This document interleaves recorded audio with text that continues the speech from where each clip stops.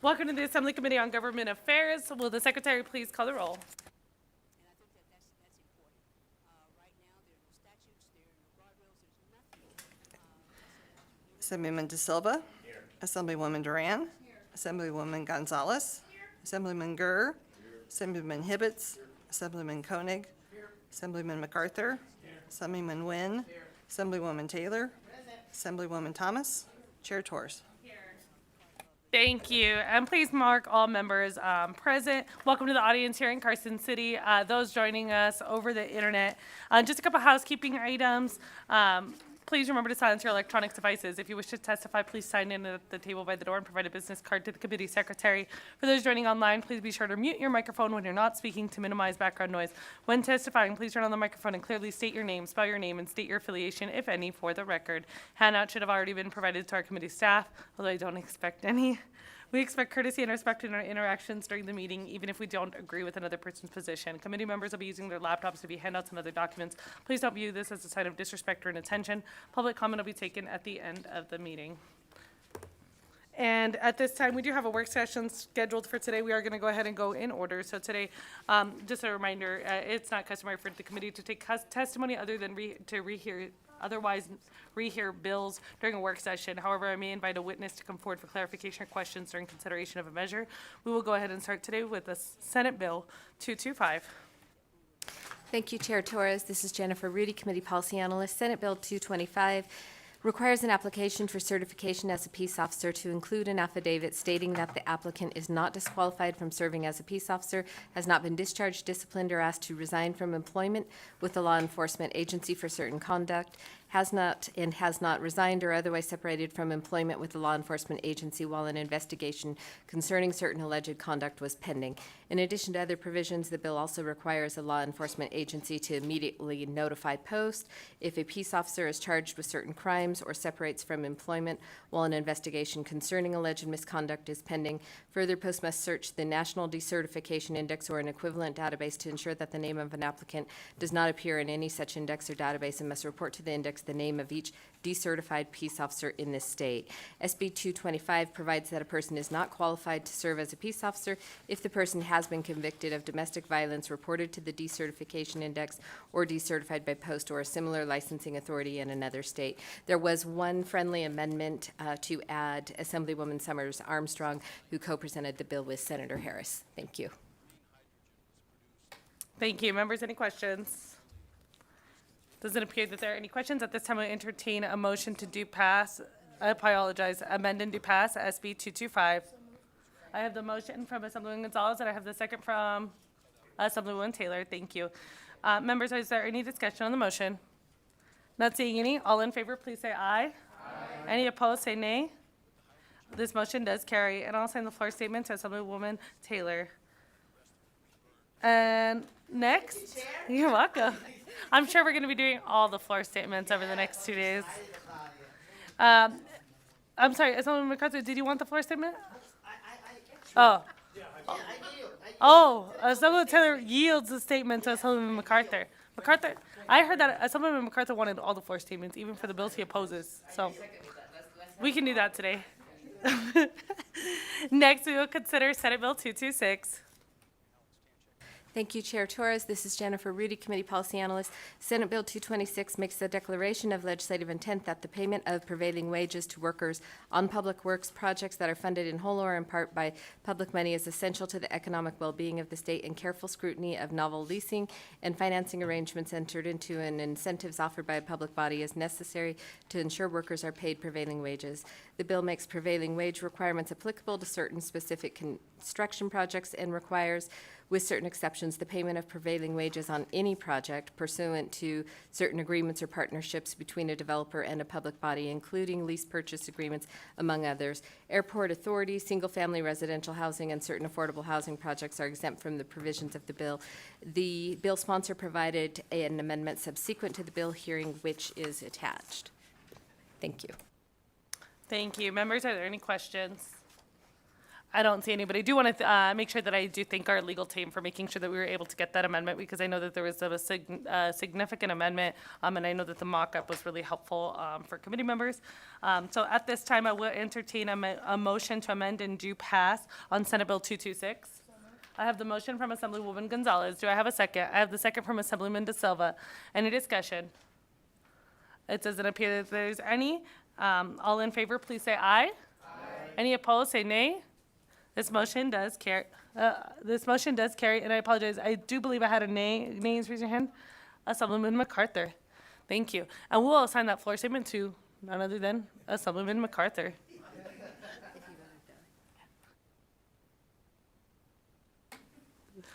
Maybe he'll want to give additional remarks and everything. Next, we are gonna. Next item that we have today is 1 minute recess.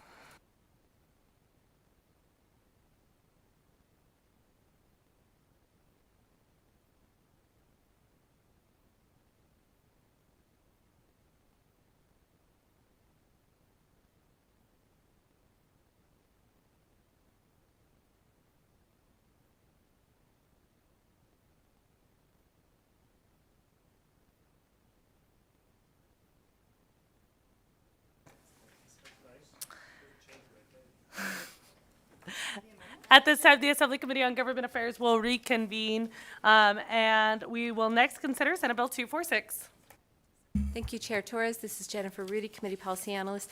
Senate Bill 246 revises the city charters of Las Vegas and North Las Vegas to require each city to establish a workforce development program in coordination with all applicable agencies that provide workforce development services to reduce the rate of unemployment in all areas that have a high rate of poverty. The bill also requires the Charter Committee of the City of North Las Vegas to report any abuse of power by the City Council or the City Manager to the Legislature or the Joint Interim Standing Committee on Government Affairs, and prohibits the City Council and City Manager from interfering with the duties of the Charter Committee. The bill prohibits the City Council and City Manager from threatening, coercing, or harassing, or conspiring to threaten, coerce, or harass the city clerk to violate any provision of law. The bill requires the city manager to submit an annual report regarding special revenue funds to the Committee on Local Government Finance. There was an amendment that was included in the work session document, and a second amendment was handed out just before the meeting started. Thank you. Thank you, and for clarity, I will go ahead and address some of the notes on this amendment, just for clarity's sake in setting that record.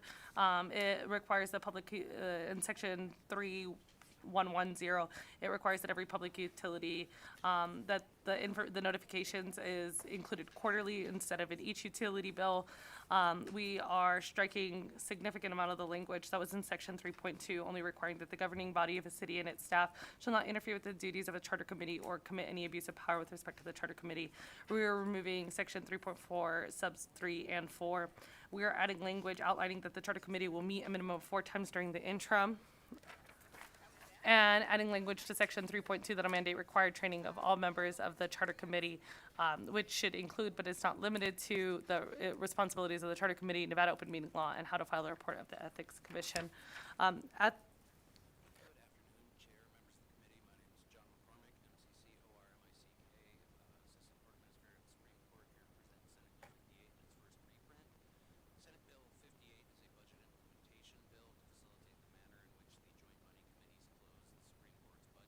So at this time, so the amendment will be introduced just by process-wise. This is exactly an amendment that'll be introduced as a personal amendment from myself. But we do have to refer without but at this time I will entertain a motion to refer without recommendation. Do I have that motion? The motion from Assemblyman Gonzalez. Do I have a second? I have a second from Assemblyman Nguyen. Any discussion?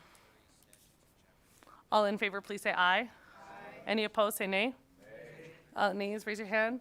I have Assemblyman MacArthur, Assemblyman Hibbets, Assemblyman Gurr, and Assemblyman DeLong. Thank you. And this motion does carry. And I'll assign the floor statement to myself. At this time, we are done with our work session. I do not anticipate any additional pieces of legislation to come before this committee at this time.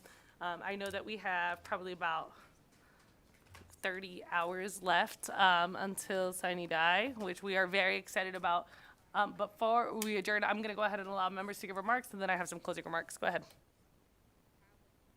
Thank you, Chair. Since this is likely our last meeting, I wanted to compliment you on how you've run the committee. I have found the way you've done it to be highly fair, very balanced, and have allowed everyone to voice their opinion, and I respect what you've done. Thank you very much. Madam Chair, I agree. Ditto. You allowed me to horse around a lot. Assemblyman Taylor. Thank you, Madam Chair. I want to say to the committee, it's been a joy.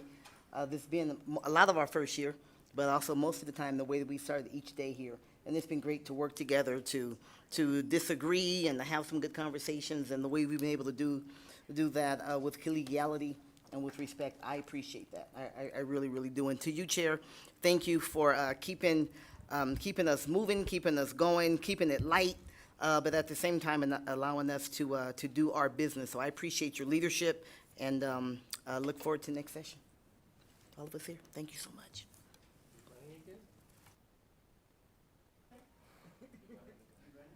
Nah, this is gonna be it for me. And hopefully I did what. Thank you, Madam Chair. I wanted to thank you, Chair, for your leadership. You know, many of y'all, if you didn't know, I've been knowing Assemblywoman Chair Torres, since she was a teenager, and it is actually great to see her, you know, grow into this role and into this real stature of one of our great leaders in the state. So, you know, I just want to give you a personal shout out on that. And I'm very proud of you, Assemblywoman Torres. And the rest of my colleagues here, you know, it's been a great joy waking up every morning, coming right over here, and getting government affairs handled. And I also want to give a shout out to my attaché, Breon King, who has really been the reason why I think my office did considerably well. We were able to move legislation. It's not all done yet, but I want to give my attaché, Mr. Breon King, a shout out. And he's also my frat brother, so I'll say blue phi. All right, thank you, everybody. Thank you, Madam Chair. Put pressure on all of us now. Go around and Go ahead, Assemblyman Carter. Mine's simple. I'm just going to say ditto to the lengthy remarks that I'm sure Mr. MacArthur is finally going to present.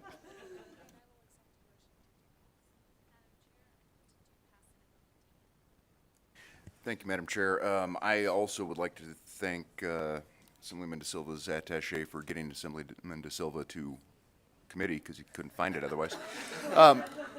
But I would also like to ditto my colleagues' comments on your leadership and handling this committee during this time, and I'm sure I'll see you all again tomorrow bright and early, because I'm sure we're not going to be done yet. We are going to have another committee meeting. There's always the possibility of us side-eyeing early, but there's a possibility. It doesn't mean that it's going to happen. I have to say it has been a pleasure to serve as chair of the Government Affairs Committee, but I know that I wouldn't be able to chair this committee without our staff, some of whom are in the room today, some are probably watching in my office. So first, I want to make sure that I extend my gratitude to our policy analyst, Ms. Jennifer Rudy, who has been impeccable, to work with.